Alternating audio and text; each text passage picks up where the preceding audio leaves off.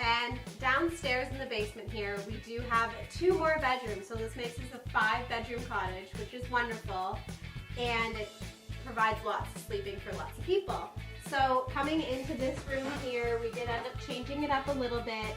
We kept the queen size bed, we got a new bed frame, and since the view in this bedroom is really about the water and the turquoise blue water and all the colors that you'll see in the sunsets, we decided to incorporate those colors. Then coming down the hallway here, we do have 1 more bedroom. This bedroom at the very back of the cottage used to have 1 single bed, and I thought it was a little depressing to stay back here all by yourself. So we ended up adding custom bunk beds that are free hanging off the walls.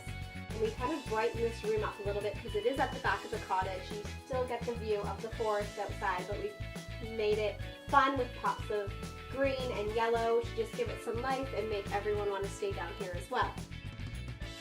This was all unfinished down here.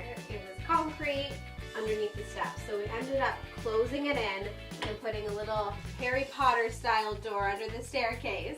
And this is where we store all the utilities for our Airbnb and rentals. This room here, we just have a storage area where we can store kayaks, canoes, and also just use this as an unfinished utility space. We are planning a few things in the future, possibly adding a washroom. And then from this room, we have double glass doors to outside to the waterfront, which makes it easy, accessible to go swimming, come in here, dry off before you go up to the cottage. And there you have it. This is the Blue Huron in a nutshell. This is kind of the quick changes that we made to improve the cottage for an awesome rental season in 2018. And we're hoping that you can come stay here for 2019 and enjoy this beautiful cottage.